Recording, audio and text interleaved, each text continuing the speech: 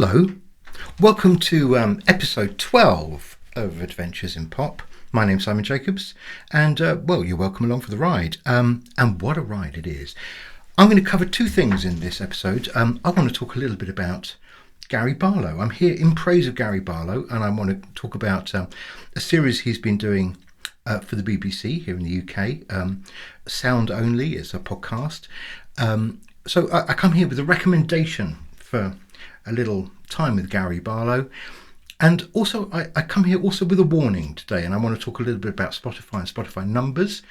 We've covered a little bit about this a few episodes back when I talked about can you make a living earning money from Spotify, and I want to kind of follow that up with a couple of extra thoughts I've had since then, and a bit of a real life example. So that's going to be fun. We'll come to that in a moment. Let's start with some praise for a series that Gary Barlow has been doing over, actually, I think he's on series 2. It's been going on for more than a year. It's not just a little lockdown wheeze of Gary's. What's good about it? If you are interested in pop music, and if you're interested in the craft of writing songs, well, so is Gary Barlow. And to flesh this out, this is not just the thoughts of Mr. Barlow himself. What he's done is he's gone out and spoken to some of the truly great songwriters of our generation, of the world. So he's been talking to people like Paul McCartney, Barry Manilow, Barry Gibb from the Bee Gees. He's talked to Sheryl Crow. He's talked to Monek. So he's it's quite eclectic. And of course, he's talked to his old mate Robbie Williams. And actually, we'll come to that one, maybe the third of the three that I want to particularly pick up on. But that was really quite touching, I thought.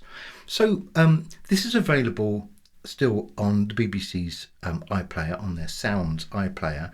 And as I say, it's a series of podcasts. So I don't know whether it's widely available to people all over the world, but it is worth checking out. And certainly for any songwriter, I've been really surprised how useful and interesting and, really insightful this series has been. One of the reasons for that is I think Gary is a really nice, natural host. Whatever you think of his craft with Take That, whether you're a fan of Take That or never a fan of Take That, I think park that really. It doesn't matter. He's a nice host and he asks some really good questions. I don't think he always gets particularly brilliant answers, but these are big questions like, where does your inspiration come from? How do you write a song? How did you write this song? I mean, he's quite specific sometimes. And sometimes I think his guests just haven't really given it much thought, which is a weird thing because, this is absolutely the heart of probably, what they do. So, okay, a couple of things. Let's start with Barry Manilow. He asked Barry Manilow about, the songwriting craft, and Barry was quite interesting on this. And the thing that's interesting about this is I think this was something that in different ways all the guests of the podcast I listened to, certainly when we're talking about Barry Gibb and Robbie Williams and one or two of the other ones as well, this is something that was very consistent. So Barry Manilow talks about having a fairly strong idea, needing to have a very strong idea in his head of what that song is going to be about before he kind of sets about getting the words and the music down. Have a listen to what he says here. As far as songwriting goes, people ask me, does the music come first or does the lyric come first? And I always answer the same thing. The idea has to come first. That's the hard part. For me, that's the hard part about writing a song. What is this song going to be about? Yeah. Once I figure out what it's going to be about, then writing it is pretty easy. But how do you figure that out? Do you sit at a piano to figure that out? Are you in a coffee shop? How does that first idea come to you? Well, I always work with these wonderful lyricists, and I've worked with the same people since I began. And it's always, we talk it down for hours, maybe days, about what this next song is going to be about. Now, this harks back to a point I think I made quite a long time back in one of the early episodes of of Adventures in Pop when I was trying to put this into words myself, and I talked about having a picture in your mind. And if you've got a clear picture in your mind, then what you're trying to do is write the words and the music that brings that one picture to life. And it can be just one picture, one image you hold in your head that then enables you to write something around it. And I think I basically, I'm concurring. I'm not saying I got there first. I'm just saying I think the way that Barry expressed it there is really correct. And there's plenty more in there. I think there's a nice story he tells about when he first got a contract, his very first record company contract, and they wanted him to make an album, and he went to tell Bette Midler, who he already knew and had worked with, that he'd got a record contract, and she said, to do what? Now, he was already, he had sung, but he wasn't known as a singer. He had done lots of kind of musical accompaniment for others, so she knew that he was a very good arranger and producer of music. But to do what, she said. So yeah, thanks, Bet. And he also talks a little bit about, very interesting, he talks about his first album being, not doing particularly well. It didn't light up the chart. It didn't change his life. It didn't do particularly well in any charts anywhere. He wasn't particularly famous at that stage. And that first album of his didn't really change that. And then he just casually mentions that on that first album, there was Could It Be Magic? Well, really, if I could produce an album as bad as that, I'd be pretty chuffed, I think. Could It Be Magic is a sensational song. So Barry, don't do yourself down there. Anyway, he also then talks to Barry Gibb. Obviously, if your name is Barry, then you're obviously hot property in the songwriting business. So he talks to Barry Gibb, and Barry's got a couple of things to say about, whether songwriting is a job or it's a vocation. And he's obviously quite clearly of the mind that, if you're born to write songs, then it's just something you must do. And have a listen to what Barry Gibb has to say. But songwriting is not something you just love to do. It's something you have to do. And if you don't have that in you, it's not going to work out for you. It's certainly an obsession, and it will last your whole life, and you never let anything get in the way of that. Now, look, Barry Gibb, rather like Barry Manilow, has not only had this huge career writing music that he sings in Barry's case, it's with his former brothers, who are sadly no longer with us, in the Bee Gees, who were sensational. But also they've had so much success in writing, for lots and lots of other people. So when Barry Gibb and the Bee Gees became almost persona non grata at the end of the 70s, early 80s, because of the whole disco sucks movement, which meant that, anything that had a hint of disco in it was suddenly, not going to be played on American radio, or most of American radio, certainly white American radio. It was gone. And suddenly, the Bee Gees found they couldn't actually have any hits at all. They couldn't have any kind of exposure at all. So they started writing songs for other people, and what fantastic songs they were. So we're talking about Guilty, the album with Barbra Streisand at the beginning of the 80s. We're talking about Islands in the Stream, just happened to be the biggest country song ever at that time, with Dolly Parton and Kenny Rogers. They wrote for Dionne Warwick. Chain Reaction for Diana Ross. Life goes on, huh? So really, really interesting and varied career. So that's another one.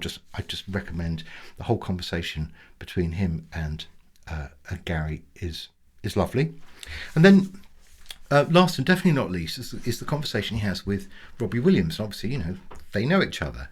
There's history, and it's so interesting because there was a time, I think I can remember, when they could barely talk about each other without kind of everything sounding very bitter and acrimonious. And obviously, you will know as well as I do that Robbie left the band. I know there's still some people, I think, a bit upset about that, but it's okay now. It's okay, I promise.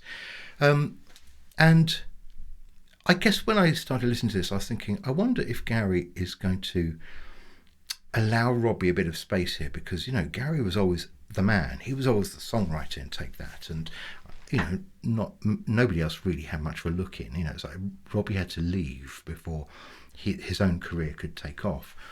And actually, I've got to say, Gary is so generous. He's so warm about actually the excellence of what Robbie then went and did, outside of Take That. And obviously the fact is they've become really close and they respect each other enormously. And it's really nice to hear the way they, they're prepared to compliment each other when not that many years ago they were only prepared, I think, to be in separate places and say the most vitriolic things. So it's lovely. It's lovely. And in one part of this particular episode, Gary says to Robbie, so they're talking about angels, and Gary says, surely that is your greatest song. And I think he kind of poses a little bit as a question, but he's kind of assuming, I think, that Robbie's going to say, yep, Gary, that is my best song, and Robbie doesn't. And have a listen to this. Would you say out of all your songs, that's the one you're most proud of? I think Feel is the one that lyrically and melodically I'm the most proud of, because it is off the beaten track. It's not Moon, June, Spoon, Bloom. It's sort of, I don't want to die, but I'm not keen on living either. Yeah. Okay, that's never been said in a pop song. Before I fall in love, I'm preparing to leave her. Mm-hmm. Okay. I scare myself to death. That's why I keep on running. Before I've arrived, I see myself coming. Yeah. Now, I can point to a load of lyrics that I'm not proud of, but I'm really proud of that song.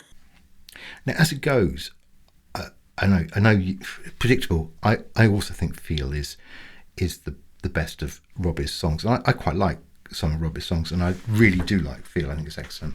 So I'm with him on that. And I'm with him on the whole thing about writing these kind of slightly odd lyrics, which are thought-provoking, and the point is they're not obvious, and they're all the stronger for that. So all I'm saying here is, if you got a way of finding this series of podcasts, some of them about half an hour, some of them about 50 something minutes, it's really worth your while. There's plenty there to get your teeth into, from the kind of the point of view of being a songwriter, thinking about the way the songs come about, and hearing about some of your favourite songs, because everyone's heard of these songs, everyone knows these. It's really, really worth your while. So check it out. Okay, what I also want to talk about, and this is a complete change of subject, I want to come back to talking about Spotify and Spotify numbers, and in the light of my newest release. Right, end of last week, I released my second single of this year, as you well know, Water on the Moon, and it's really interesting. I did what I have done before, which is to use a promotion company. I'm not going to mention any names at all. There are plenty out there, and pay a small amount of money to kind of give this track a bit of a kickstart on Spotify. Now look, what these promotion companies say that they're going to do, and they all kind of in a different way will say the same thing. They'll all say that they are organic, they're using organic growth only. They know the rules, no bots, no funny stuff. Real people listening to your song. What they do is get your song onto, via curators of playlists. They get your song legitimately onto playlists where curators have agreed to put your song onto that playlist. In other words, these curators have to like your song enough and see that it is going to fit their playlist to put it on their playlist. And your success is then down to how many playlists you can get onto and what is the relative popularity of those playlists. Okay. Now look, Spotify knows that there is an entire industry out there now that is getting probably bigger and bigger. It is easier than it used to be a couple of years ago, and I know because I've been looking and following it and trying to work out what's best. There is an entire industry that has grown up around helping basically people like me, indie singer-songwriters, indie bands, indie talent, to get their track, out there, and to kind of cut through the noise a little bit, give it a bit of exposure, give it a bit of a push. Not too expensive, because I guess people know that, if you're an indie musician like myself, you don't have budgets of hundreds or thousands of pounds or dollars to spend at any one time. It's just not going to happen. Okay. So from my point of view then, I'm looking through all these different organizations, all these different companies that promise for various different fees, in slightly different ways, for various different lengths of time, to get your track out there and to expose it to the right playlister people to get these things onto the playlists. So Water on the Moon was no exception to that. So as it was released on Friday, by very early on Friday morning, I've already kind of done my homework. I've made a list of potential kind of promotion companies I'm going to pay a small amount. We're talking, dare I say it, 40 or 50 pounds. It's not going to kill me, but I do care about then that 40 or 50 pounds working for me. I don't want nothing to happen, because I can't, if I'm going to release singles regularly through the year, that number adds up, believe me. So I want it to be efficient, and to work fairly quickly, and to and I'm measuring it. I make a little note. I've got a little I've got a little spreadsheet going on here. I'm not the best at spreadsheets, but I've got a little spreadsheet going on of which company I've used, how much I've spent, and how well they did. They took it from 0 streams, because it's literally only just been released, and when they tell me that the promotion's over, how many streams has it got then? It's an obvious thing to do. It's a simple thing to do. So Water on the Moon, no exception. Off I went down the same track, and very quickly what I could see was a much greater number of streams coming through than I normally see. And I'm thinking, hey, this is great. Whoa, what a breakthrough. It's a staggeringly large hit. Actually, I never think things like that. I'm a little bit more, wary, I think, these days. But anyway, I'm watching the numbers. I'm interested in this, and the numbers are big. And, by second day, third day, what I'm seeing is a bit of a contradiction going on. On the one hand, because it's in the first week, and therefore Spotify are giving me real-time live updates as to streaming, I'm looking at my phone, checking on my laptop. I can see several thousands of streams coming in. And, for the first few days, I've got, that's really good. I'm really pleased about that. Then when it actually gets to the point when they're updating all my streams, which they do each day, I'm sure you all know that, some of them are, half of them, 3/4 of them disappeared. And I get a much smaller number pops up on my Spotify for Artists kind of counter as to where I've got to. Right. So there's two things going on here, and I find this quite difficult. One is, and I've been thinking about this for quite a long time. So this came before Water on the Moon was released. Okay. One thing is, who audits Spotify? As an artist, you get some information. Okay, you get information about how many streams, what country, what city. You get a breakdown of age. What age is your listenership. You get where did they source your track? Did they come to your profile? Did they hear it on a playlist on their own? Etc. etc. Okay, that's all really useful. But the thing remains is that I can't then go back to Spotify and say, listen, no, some mistake here. Excuse me. I think I got more streams than that. Hello. Because they will just tell you what you got, and you've just got to believe it, haven't you? There is no comeback. There's no audit.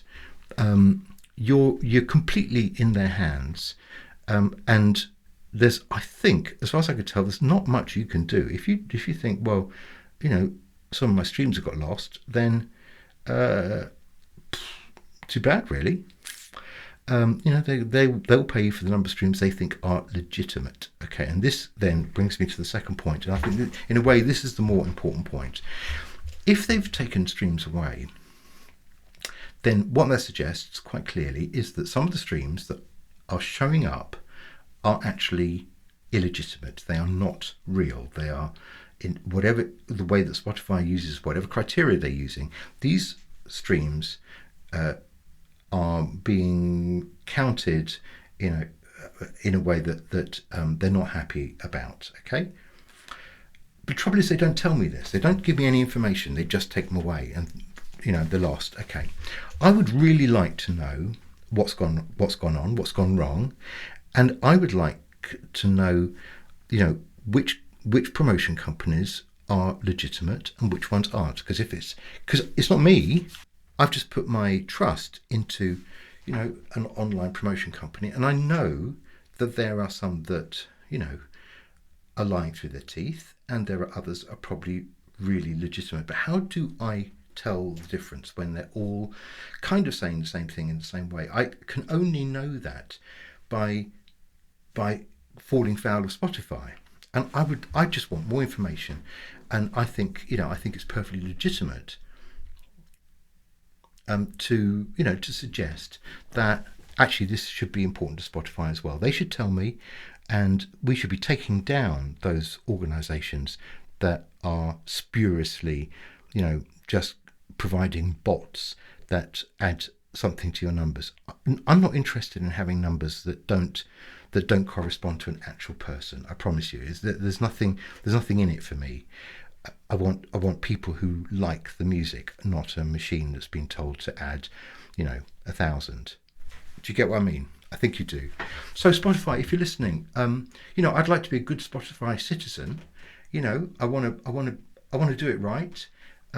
So why don't you help me to do it right by either giving me the information or by, working a bit harder to take out some of the, the Wild West pirates who are taking our money and giving us bots.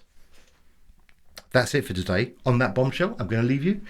We'll talk again real soon. And in the meantime, have a bot-free but happy Gary Barlow podcast existence. And I wish you a lovely week. Spring is here. And, the world's getting better, surely. See you next time. Bye-bye.